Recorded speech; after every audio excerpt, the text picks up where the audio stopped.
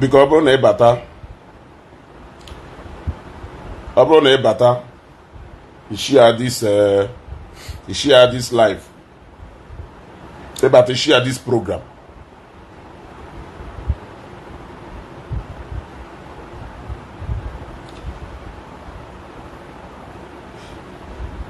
Obrone Bata, yeah, guys, good morning. Yeah, Jindun Doka, Nsowado brother. Yeah, Makasaido. Because Obrone Bata, he shared this program. He sent there like Nyana Funanya.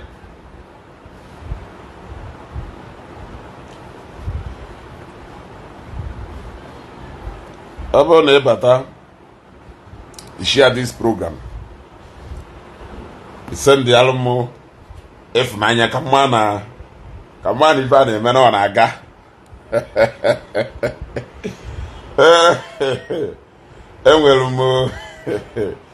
And a short message to Daddy G.O. She knows some Madoka. You are welcome, brother. Totoama. A short message to Daddy G.O.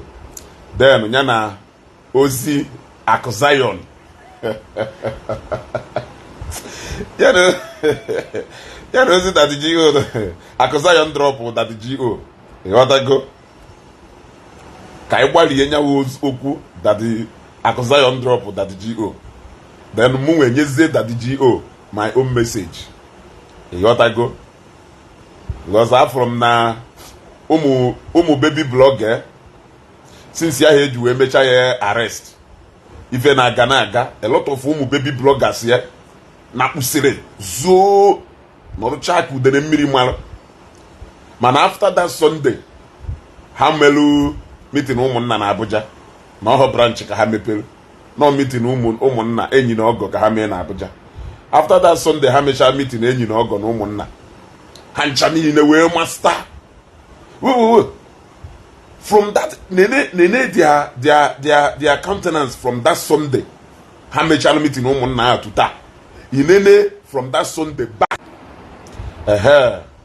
Nene their countenance from that Sunday. Hamechano meeting Umunna to Keta. Now from that Sunday backward. Kifishe before that Sunday. Ufoduni meha zubusere. Apart from ndena kwe gwenya potaba.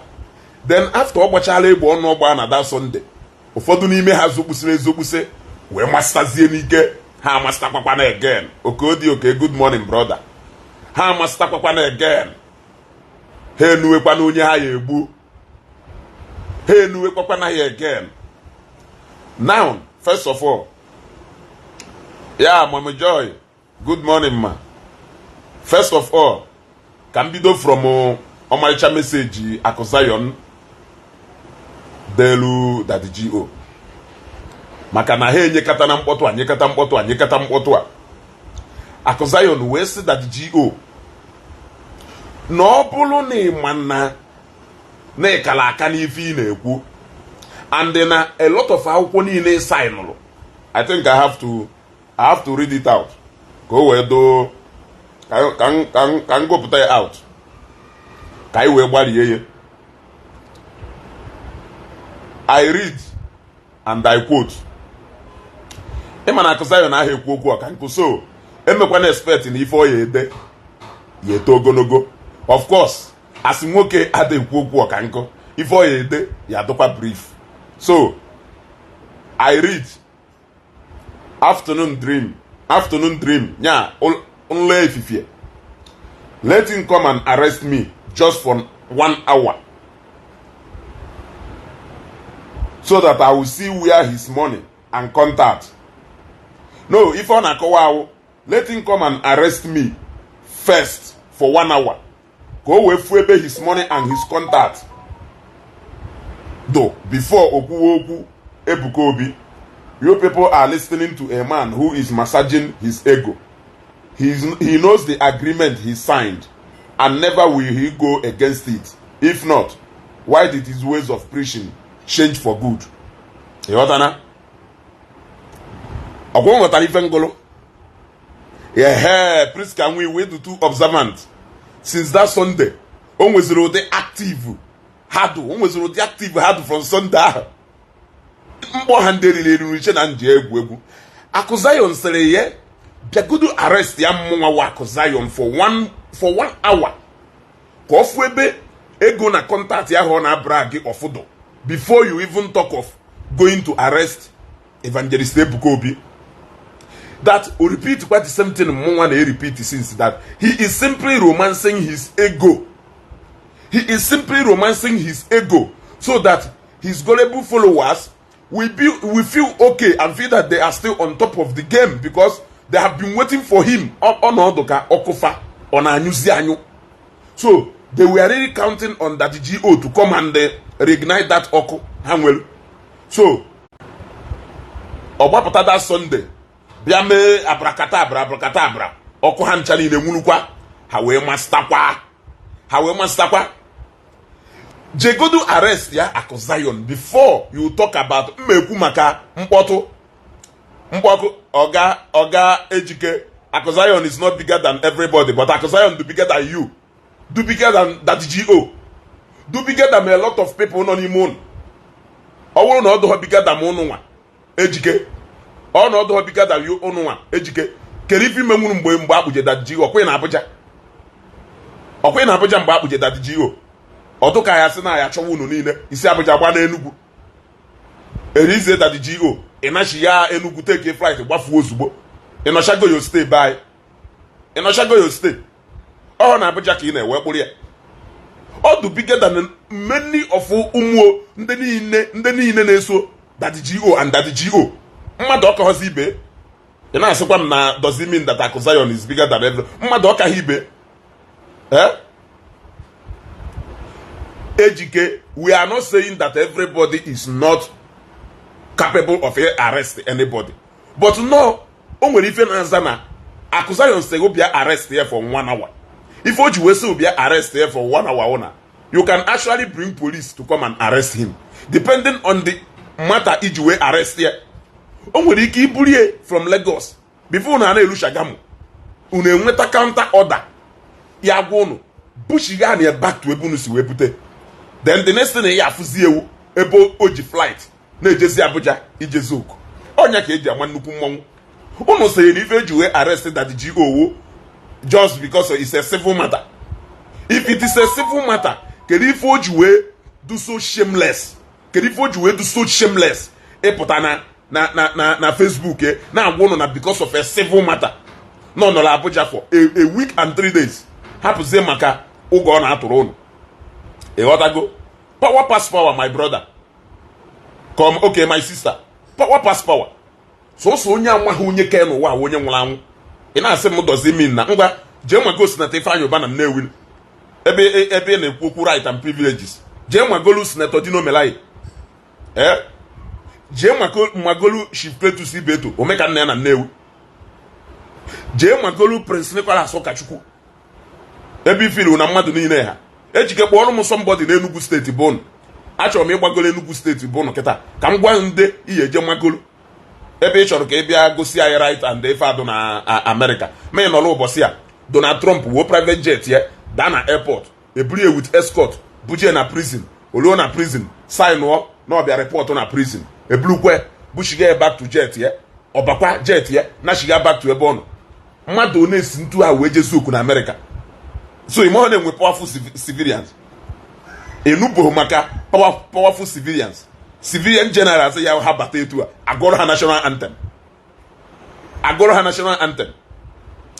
Ndu tu ụfọdụ ndị that GR ucha shali isi. Even just na ha kpurisi una. Meeting ahụ emelu na Abuja. Meeting ahụ emelu na Abuja. Family meeting ahụ ha mee na Abuja. Meeting ụmụnna ahụ ha mee na Abuja. Reuniting nkwụ na nni ahụ ha jeri nwa na Abuja. Anya among them. From this baby blogger, one of these baby blogger that the GO Kelafaya something wise. Be wise kogono Kelafa on that meeting. Afro mo fu lawyer. Odo ko lawyer nkesi Onisha, ko dun nkesi ebe. Afro nyeba afụrụ m a lot of people who si Anambra State wee bịa Abuja na mpụta ahụ ọ pụtara. Ha nọ na that meeting. Ife ngụtara ebe ahụ ka ịta mmadụ 38 ọ mmadụ 41. Ịgụpụ ndị a ọfọ mmadụ one. What of ndị agbata obi Daddy Go n'Enugu na Abuja ha na ebe ahụ. What of ụmụnne m nwunye ndị na Abuja ha na ebe ahụ. What of ndị family ye na Abuja, ndị ụmụnne na Abuja ha na ebe ahụ. Do ịgụpụ ha Omenala bụ ụzọ eziokwu Abuja branch ya ha afọ one. Kelu ndị ya na-eye sit meeting with Inspector General of Police and the DIGs. Kelu ndị ọwụ. Kelu ndị ya na-eye sit meeting with the DIGs and the or this baby blog onwelu ya wọpụta na Facebook. Nya bụ ụzọ wee take you down. Screen record room video omelu ebe ọ na-asị Daddy Go ya na ojego ngapụta na kama na ife melu ụwụ olu nya akpọzi n'afa mmecha mme play that video, mme post that video, mme post that video. Or that baby blogger onye ahụ oye sit mu for 1 minute n'ihu Inspector General of Police. Oya nọ 1 minute n'ihu ụfọdụ ndị DIGs enwelu be anyị. That is the question m na-ajụ. Kelu ndị ya na-enọ na meeting ahụ capable of organizing a meeting between ha nwa na IG a na-agbasa egbe ọnụ ka a na-eromanse ikekwo o nwekwana ego ụnụ tụkọnyọwarị ya ụnụ ya dọkọnyọrọ ya na Abuja o buru batara. Ịghọtago? O nwekwana ego ụnụ tụkọnyọwarị ya ụnụ ya dọbara ya na Abuja o buru batara. Ịchọgodo ime mmadụ arrest bidogodo from Akụ Zion. Ụnụ a na-agbasa egbe ọnụ. Ụnụ a na-agbasa egbe ọnụ. Daddy Go aya na nwe obi kwụ any senior advocate ba ya ụgwọ take it to the bank. As far as ụmụ lawyer mmiri na-ama oyi na-atụ hit na-eme na anyụ mamịrị na pantị ha na ha fụ lawyer wụ lawyer na ha fụ sanụ san unless na ọmụ na enwere ikpe, unless na ọmụ na enwere ikpe, unless na ọmụ na enwere ikpe and na mụ na enwekwa ikpe enwere m ike kesef wepụta ego jekwuo ezigbo lawyer na ọnwụ na ọmụ na enwere ikpe. Ịghọtana?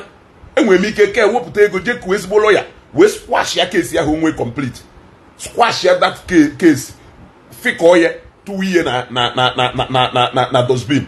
Ejike na-asị m na ọnya akpata anya na-akpọ justice system by ọ na inwe ha idea na inwe ezigbota lawyer na inwe ezigbota lawyer na nwere ụdị serious case nwere ike inwe by with ezigbota lawyer by your side ni possibility na n'ihe scale through that ikpe then ọwụrụgodu na edu guilty of that thing na that lawyer nwere ike imegide ife reduce your sentence ọdụ nwobele. Are you not aware? Ịghọtana? Kedu ife ji wee nwe lawyers by? Kedu ife ji wee nwe ha in grade? Kedu ife ji wee nwe ha in classes? Kedu ife ji wee nwe ha in classes? Ịghọtago? Kedu ife ji wee nwe ha in classes? Ọ na-ewute m na a na-ekwu na-asị na Akụ Zion ọwụ nke Akụ Zion na ọwụ nke Akụ Zion. Akụ Zion is there. Why can't you people start with him? Nenu Daddy Go na TJ arrest the pastors. Look at Daddy Go. Jeremiah Daddy Papa J chọkwa kịta oburukwa ya ọzọ tupukwa ya na detention ahụ ejike mma anabata nwa obere oge oburukwa tupukwa ya na detention ebe ahụ isi wee pụta ịnọkwa ya ebe 2 weeks wee pụta. Chris Okafọ chọkwa oburukwa ya tupukwa ya ebe ahụ isi wee pụta ịnọkwa ebe a onye ọ na n'ime ha tukpuru ebe a 1 week na ịnọrọ 1 week wee pụta ahụ na ayọbazi biko isoro n'ife a na-ekwu na ịpụta ha alabakwa ọlapụtakwa ịpụtakwa na Facebook ọzọ. Ajụrụ nwatakịrị ife gburu nne ya ọsị na-eju, ajụọ ekere ife gburu nna ya ọsị na-eju, ajụọ ekere ife iji n'aka ọsị na-eju. Daddy Go ndụ ọ na-agụkwa ohu ị na-eromansi kwa igo if though you were too careful about the choice of words in a use. Onya ka Akụ Zion ji wee sịgo na ị signụlụ agreement, you signed agreement, you even a package shara ife aha package tinye na oke ejike ka m kpọbata no before ijewe ọlụ.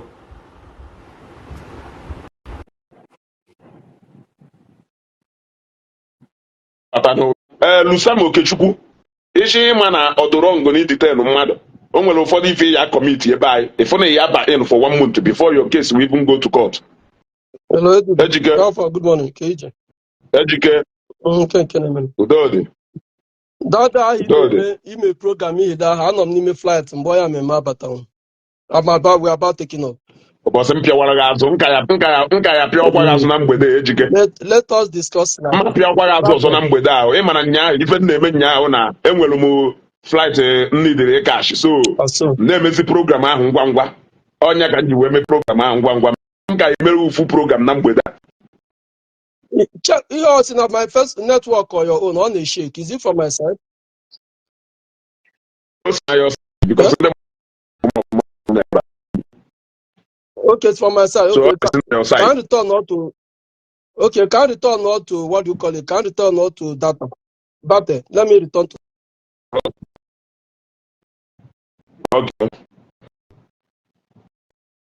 You see, so mmadụ ka ibe ye ọ na-asị na ka ịfụ na mmadụ ka ibe ye dachi oma ị na-achị ndị pasọ ndị ya arrest ọtụma kọpụta onwe onye ejebepụta ndị a na-eso this man ndị a na-eso this man apasụm ndị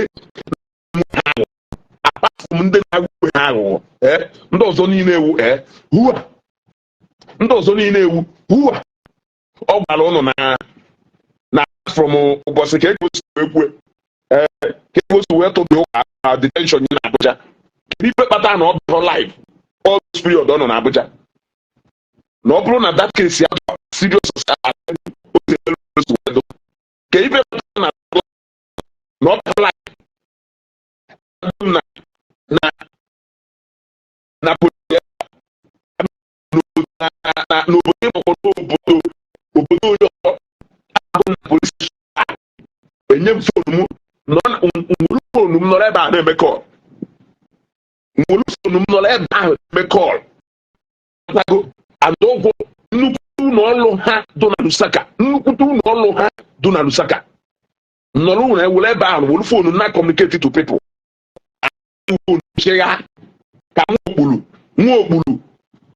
ka nwa okpuru Abuja na-enweghị isi nwanne ịchọkwa jee nọ meeting with the Chief Justice today aka ya agbaji nata aka ọghọm mere ụwa do in stages do in levels do in classes ịghọtago ọghọm kere uwe etu